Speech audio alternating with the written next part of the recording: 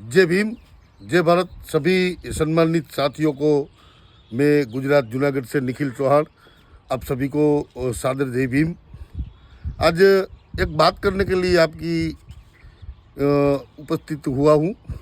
बात ऐसी है कि फुले आम्बेडकरी विचारधारा जो है, बुद्ध से लेकर माननीय कांशीराम साहब और हमारे सभी महापुरुषों ने इस विचारधारा को किस तरह से, कैसे और आज के दौर में हमारी क्या जो समस्याएं हैं और उस समस्या का क्या समाधान है, उस पर बात करने के लिए आपके बीच में उपस्थित हुआ हूँ। तब मैं बात करूँगा डॉक्टर बाबा साहब आम्बेडकर की, जिन्होंने अपने जीवन पर्यंत में जो हमारा धर्म है, बौद्ध धर्म, वो हमारे समक्ष किस तरह से उसने प्रस्थापित किया।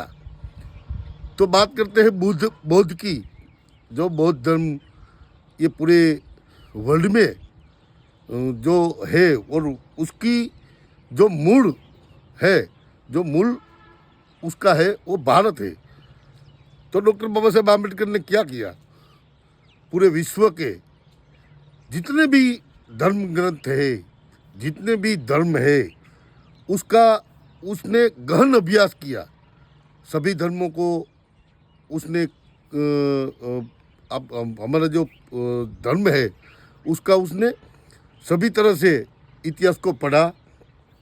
बाद में हमारा जो मूल धर्म है वो बौद्ध धर्म बाबा साहब ने प्रस्तापित किया। साथों साथ उन्होंने, जबकि भारत में जब पिछड़ों, दलितों, शोषितों की एक समस्या, गंभीर समस्या थी, वो अंधकार युग था, उसमें एक चिंगारी जलाई डॉक्टर बाबा साहब आम्बेडकर ने। वो विचार की चिंगारी, जिसे हम विचारधारा कहते हैं, वो विचार की चिंगारी जलाई और आजीवन तक आज हम डीएम, सीएम, एसडीएम, हम जितने भी पावरफुल है, वो शिक्षा की वजह से जहाँ कहीं भी बैठे हैं, वहाँ हम बाबा साहब का नाम लेने से शर्म आती है। और आज डॉक्टर बाबा साहब आम्बेडकर की वजह से हमारा समाज, हमारे परिवार, हमारा देश जो संवैधानिक रूप से चल रहा है, वो संवैधानिक रूप से चलाने की जो दिक्कतें हैं और उसमें जो परिवर्तन लाने की जो चिंगारी है, वो डॉक्टर बाबा साहब आम्बेडकर ने जलाई थी।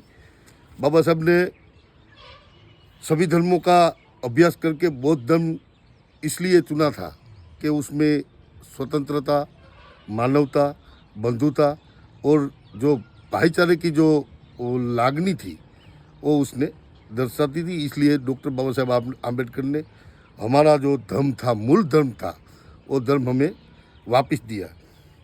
और बाबा साहब आम्बेडकर इतने भी काम किए हैं, आप उनकी जो जीवन की जो झांकी है, उसमें आप अगर दृष्टिपात करते हैं तो हमें ये देखने को मिलता है कि आजीवन वो एक वैचारिक रूप से लड़े और किसी भी कोई धारदार हथियार, आज हम बात कर रहे हैं लड़ाई झगड़े की, बिना लड़ाई झगड़े किए हमें इतना बड़ा स्वाभिमान दे दिया कि जिसकी हम कल्पना भी नहीं कर सकते हैं।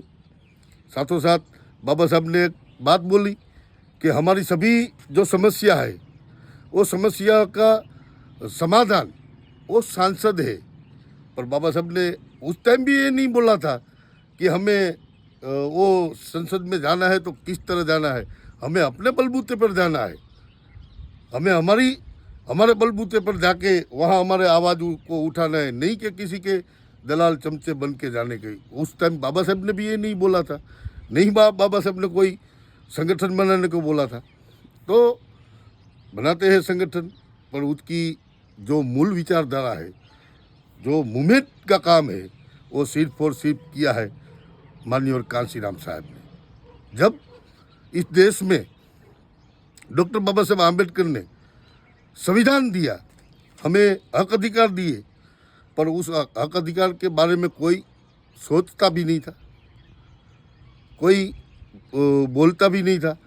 तब उनसे कई वर्ष बाद माननीय कांशीराम जी आए।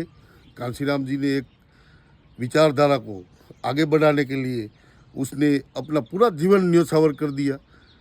और एक बात उसके कानों में खटक गई थी कि हो सकत नहीं, तो कांशीराम जी ने ठान लिया कि अगर डॉक्टर बाबा साहेब आम्बेडकर पढ़ लिख के हमें ये आज़ादी दिलाई है तो उसने कर दिए दिखाया है, तो हम भी उसका डीएनए उनके वंशज है, तो हम कैसे नहीं कर सकते।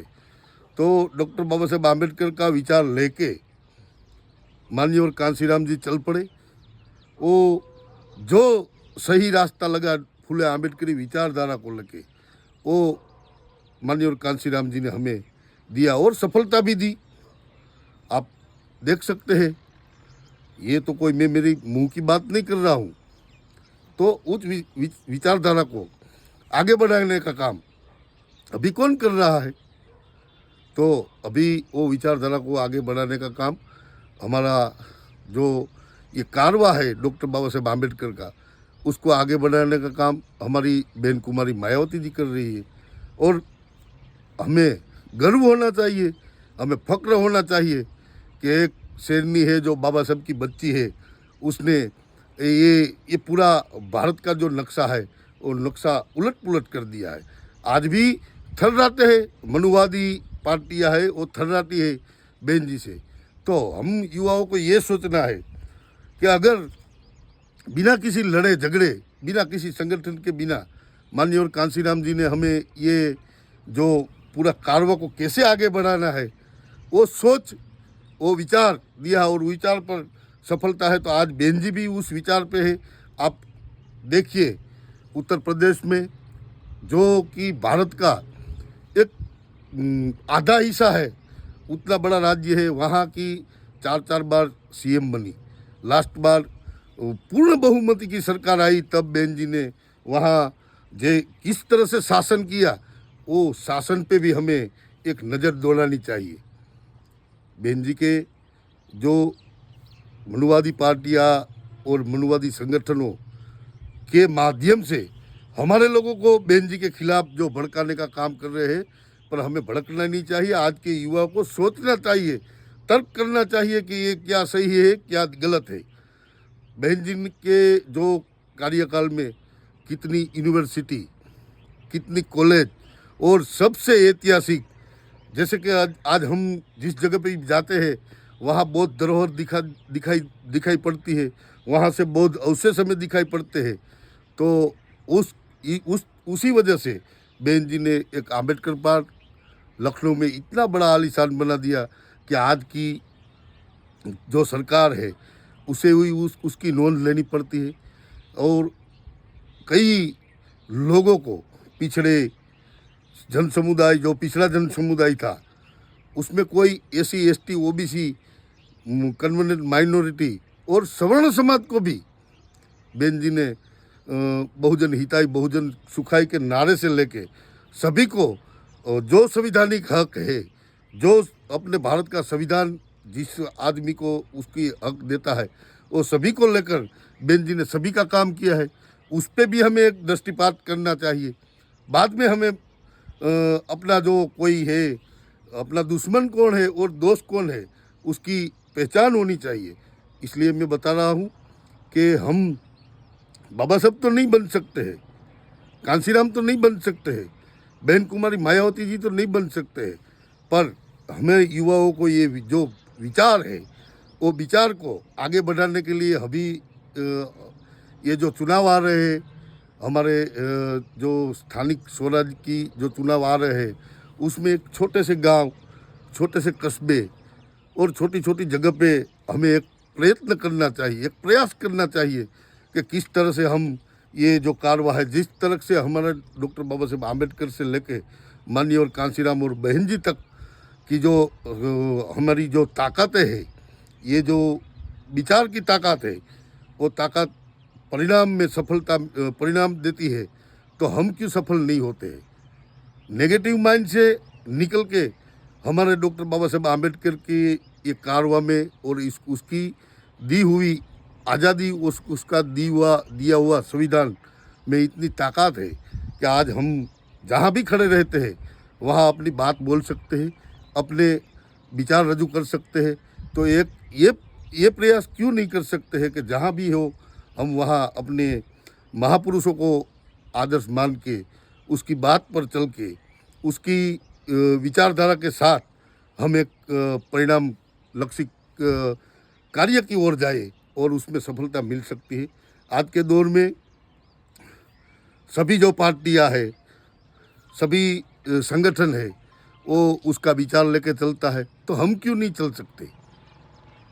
आपने कहीं सुना है बहन जी को कोई और बात करते हुए?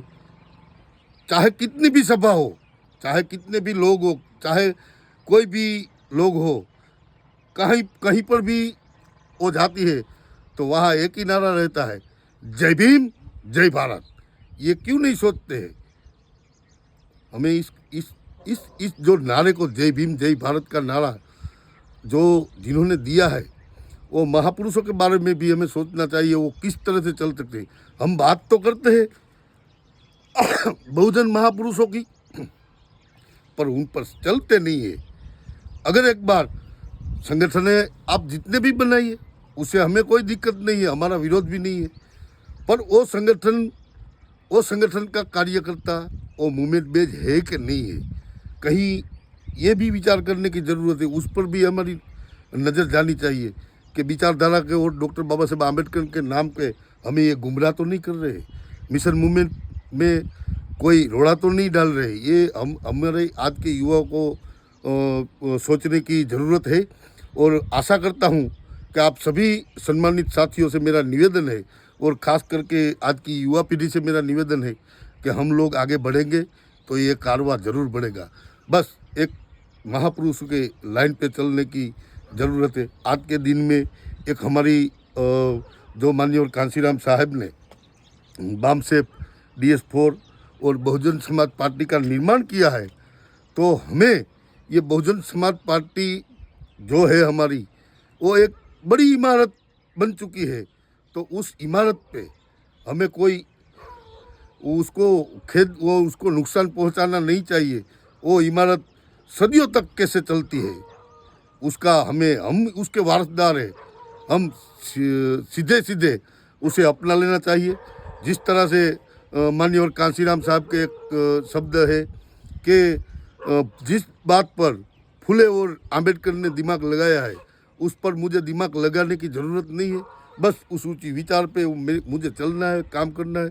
और साथियों, मैं दावे के साथ कह सकता हूँ, अगर निष्ठा और ईमानदारी से हम एकजुट होके इस कार्य को आगे बढ़ाने की कोशिश करेंगे तो हमें सफलता मिलेगी। क्योंकि हमारी विचारधारा है वो किसी को हानि, किसी को ठेस पहुंचाने वाली नहीं, सभी का कल्याण होने वाली है, सभी का जन कल्याणकारी वो विचारधारा है। वो विचारधारा को हमें सीधे अपनाना है। जय भीम जय भारत।